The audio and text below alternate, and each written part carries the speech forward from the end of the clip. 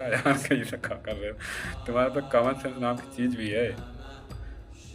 ये दुनिया तुम्हारे साथ कोई, ये सोचो कि तुम्हारे पर कोई राज कर रहा है, मेंटली राज कर रहा है, मेंटली तुम्हें टॉर्चर करता है, और तुम्हारा ब्रेन जो है ना वो बदल दे रहा है, इतना तुम्हें हाइपर मोटिवेट करके या ब्रेन वॉश करके।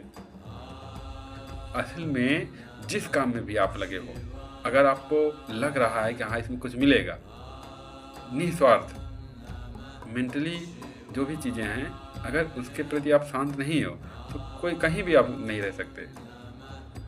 समझ रहे हैं ना? तो मेरा एक राय मानिए, अगर आपको जीना है तो सुबह उठिए और उसके बाद आधा घंटा एक्सरसाइज कीजिए, आधा घंटा मेडिटेशन कीजिए, नहाइए, उसके बाद अपने काम पर चले जाइए। अपने कर्म को आपको अपना धर्म बनाना है। अब कर्म से पहले कर्ता को पकड़ लो, क्योंकि कर्ता तो तुम ही हो।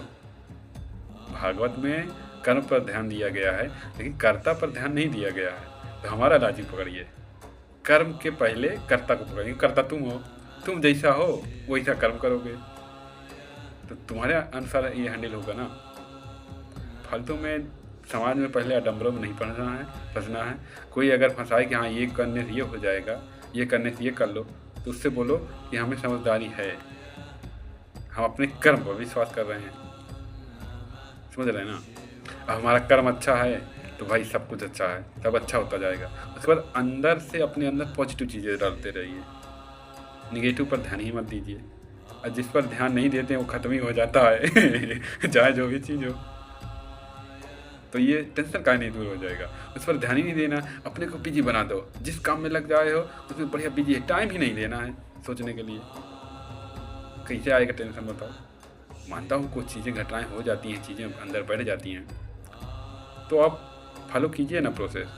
सोइए 1 घंटे पहले तो उसको पैटर्न बढ़िया बनाइए, फोड़नी का पैटर्न उठते ही बढ़िया बनाइए, बढ़िया सोचिए कि आज हमें ऐसा ऐसा करना है। निगेटिव चीज़ें सुबह सोचिए, जब पैटर्न बन जाता है तो दिन भर वैसे ही चलता है। शाम को सोने से पहले आधा 1 घंटे कुछ ऐसा सोचिए, ऐसा पढ़ के सोचिए या ऐसा कुछ सुनकर सोइए कि सारी रात उसी चीज़ों से आप अवतरित हों, पॉजिटिव चीज़ें हों। अगर आप रो धो के सोए तो वो भाई बहुत नुकसान है, बिचला के सोए तो गड़बड़ा जाएगा। इन छोटी छोटी चीज़ों को आप ध्यान दीजिए, ज़रूर उसका फ़ायदा मिलेगा। समझ रहे हैं ना?